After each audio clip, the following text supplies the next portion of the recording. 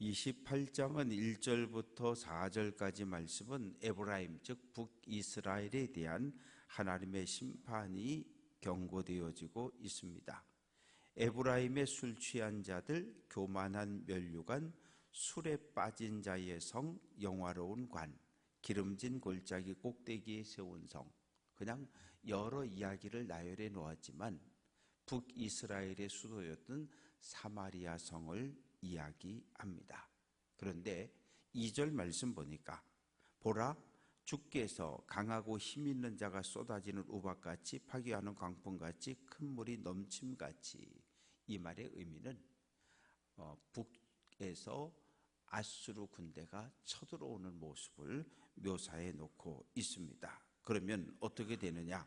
에브라임의 술 취한 자들의 교만한 면류관이 발에 짓밟힌다. 이 말의 의미는 사마리아가 멸망당하고 수많은 사람이 죽고 포로로 잡혀감을 이야기합니다.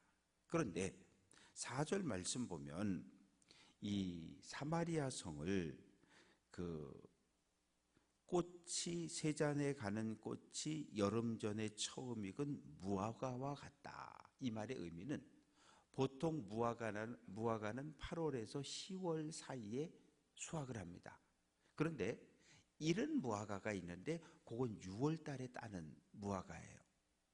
6월 달에 따는 무화과는 숫자가 적기 때문에 값이 비싸요.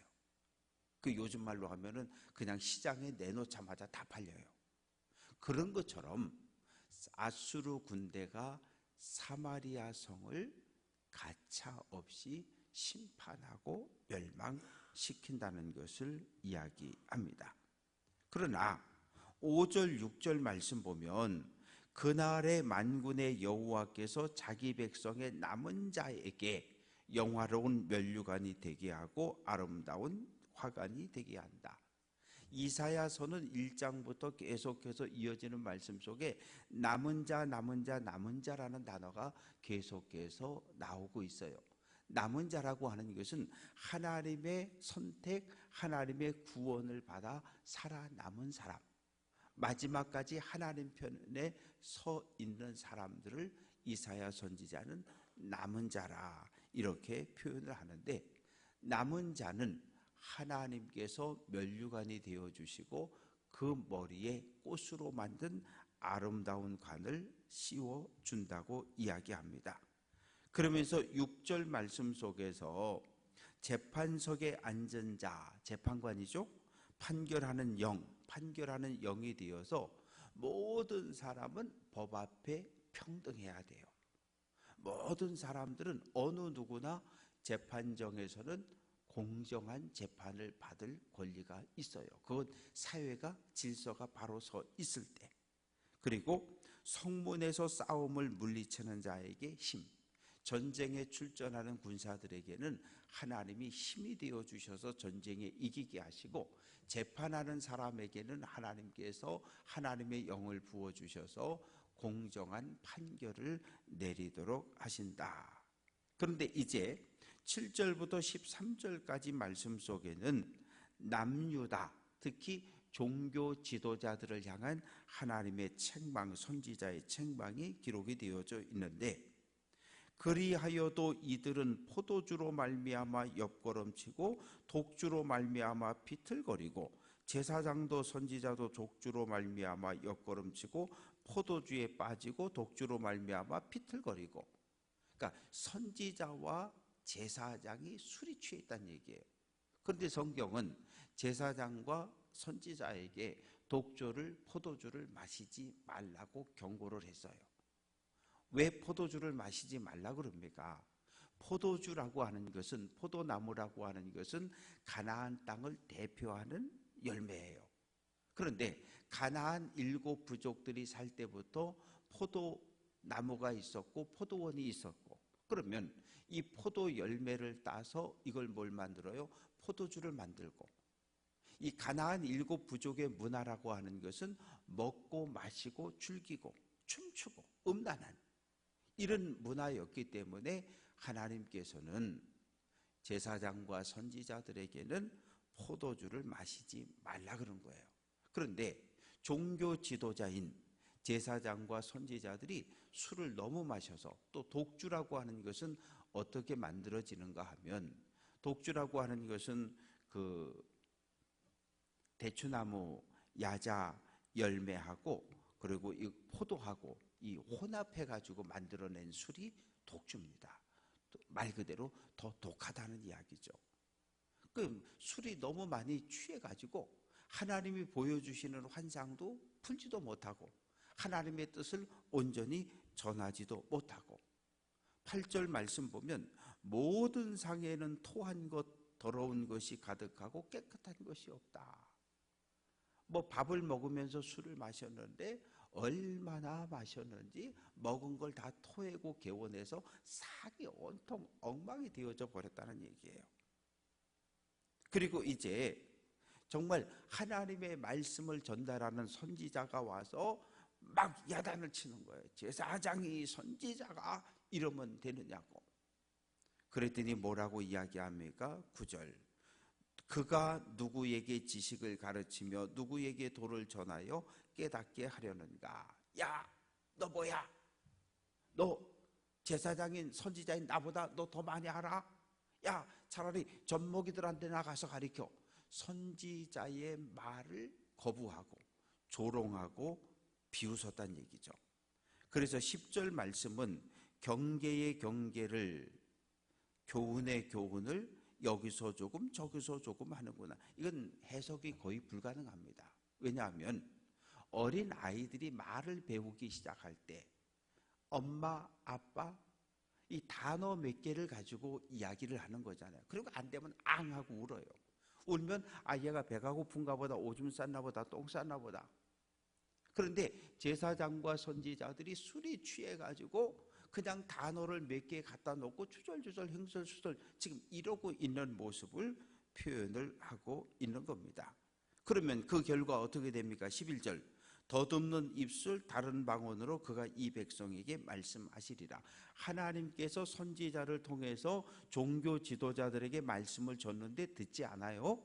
그래서 하나님께서 어떻게 바벨론 군대가 와서 예루살렘을 정복하고 이 아수르 군대나 바벨론 군대가 막 소리를 지르는데 그것을 더듬는 입술 다른 방언이라고 하는 것은 외국어를 이야기하는 겁니다. 그러면서 말씀하십니다.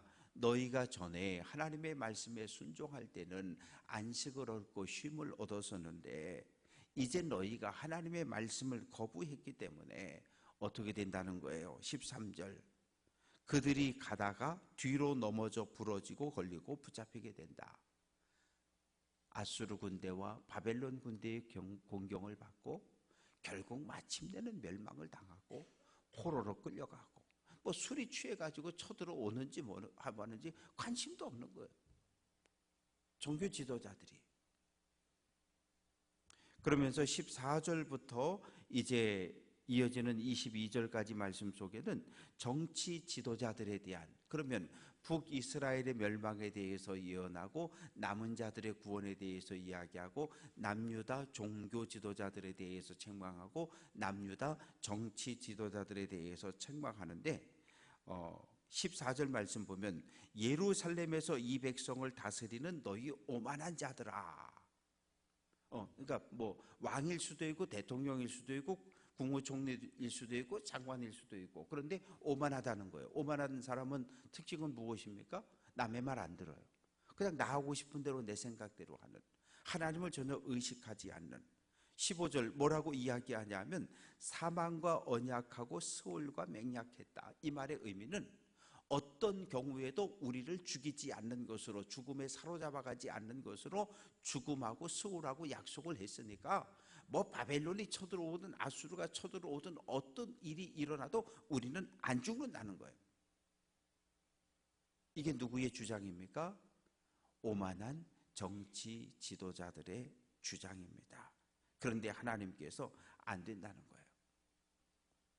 16절 말씀 보면 내가 한 돌을 시온에 두어 기초를 삼았는데 시험한 돌 귀하고 견고한 기초들이다. 이것을 믿는 자는 다급하게 되지 않는다. 하나님께서는 그 한 돌을 시온에 두었는데 그 돌은 어떤 돌이냐면 17절 정의를 측량줄로 삼고 공의를 저울추로 삼았다. 그러니까 하나님이 세운 예루살렘은 정의와 공의가 실현되어지는 성이고, 오만한 정치 지도자들이 주장하는 나라는 15절 끝부분에 보면 거짓과 허위로 세워진 성을 이야기하는 거예요. 그래서 하나님의 심판이 임할 때에 공의와 정의로 세워진 나라는 굳건히 서지만 거짓과 허위 위에 세워진 나라는 힘없이 멸망에 쓰러질 것이다. 너희가 사망하고 수월하고 약속을 맺어서 절대 죽이지 않는 것으로 약속했다 하지만 하나님 심판의 날에 그 약속은 다 헛것이 되고 말 것이다. 그러면서 19절 말씀 보면 그것이 지나갈 때마다, 이 표현은 뭐냐 하면 아수르 군대가 예루살렘 성을 포위하고 있었잖아요.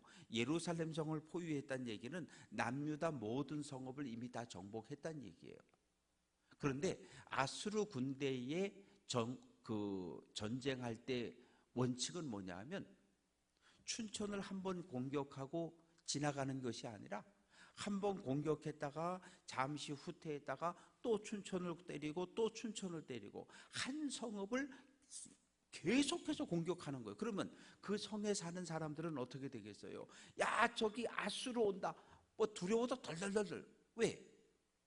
똑같은 지역을 3번, 4번 짓밟게 되면 그곳에 사는 모든 사람들이 두려움과 공포, 죽음의 두려움에 빠질 수밖에 없습니다. 저녁이 됐으니까 자야 되잖아요. 자려고 침상에 누웠는데 침상이 짧아서 그 침상에서 잠을 잘 수 없고, 밤이 되니까 추워서 이불을 끌어 덮었는데 이불이 애기 이불처럼 작아서 몸을 다 덮을 수 없고, 낮에는 두려움, 밤이 돼도 몸을 편히 쉴 수 없는 그런 상황이 되어졌음을 이야기합니다. 그러면서 21절 말씀을 보면 이 하나님께서 남유다 정치 지도자들을 책망하는데 어떻게 책망하시냐 하면 여호와께서 브라심 산에서와 같이 일어나시며 기브온 골짜기에서와 같이 진노한다. 브라심 산 하면 대표적인 인물이 다윗입니다. 다윗 왕이 블레셋 군대와 큰 전쟁을 벌였는데 브라심 산이에요. 거기서 크게 승리하고 블레셋을 정복하게 됩니다. 기브온 골짜기라고 하는 것도 역시 여호수아가 남부 연합군과 크게 싸웠던 장소가 바로 이 기브온 골짜기입니다. 그런데 북이스라엘을, 남유다의 종교 지도자들을, 남유다의 정치 지도자들을 심판하는 거, 이건 누가 하는 거냐? 하나님이 하시는 일이라는 거예요. 22절 끝부분 말씀에 보면 온 땅을 멸망시키기로 작정하신 것을 내가 만군의 주 여호와께로부터 들었다. 하나님이 때리신다는 거예요. 이제 23절부터 마지막 절까지 말씀 속에는 이 밭을 가는 농부의 이야기가 기록되어져 있는데, 농부가 1년 내내 밭만 가는 거 아니지 않냐. 밭을 갈고 평탄하게 만들면 거기다 씨를 쫙 뿌리고 씨가 다 자라나면 수확을 해가지고 탈곡을 하는데, 26절 그의 하나님이 그에게 적당한 방법을 보이사 가르치셨다. 농부가 농사를 짓는 것이 대충대충 하는 것 같지만 그렇지 않다는 거예요. 농부가 씨를 뿌려야 할 때 씨를 뿌리지 못하면 수확할 게 없어요. 밭을 갈아야 할 때 밭을 갈고 씨를 뿌려야 할 때 씨를 뿌려야 수확이 있다는 얘기예요. 그런데 이 거두어 드리는데 곡식을 타작하는 것도 다 다르다는 거예요. 참깨 터는 법이 다르고 들깨 터는 법이 다르고 이 벼를 탈곡하는 법이 다르고 열매를 따는 법, 모두가 다 다르다는 거예요.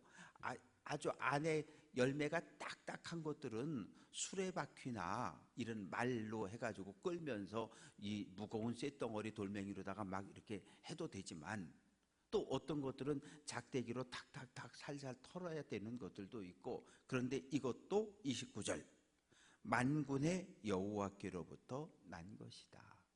그러니까 농부가 농사짓는 지혜도 하나님이 주신 것이고, 이 예루살렘과 북이스라엘과 이 온 땅을 향한 하나님의 심판도 하나님께서 정한 거라는 거예요.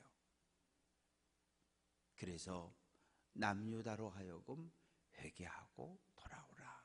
근데 남유다는 안 돌아와요. 왜? 애굽 군대가 도와준다고 약속을 했거든. 그거 믿고 안 돌아오는 거예요. 그러나 결국 애굽 군대는 출전하지 않았고, 북이스라엘도 마지막 멸망당할 때 애굽의 도움을 요청했지만 애굽은 군대를 보내지 않았고, 남유다 예루살렘도 마지막 바벨론에 멸망당할 때 애굽의 도움을 요청했지만 도와줄게 라고 이야기는 하지만 군사 한 사람을 보내지 않아요.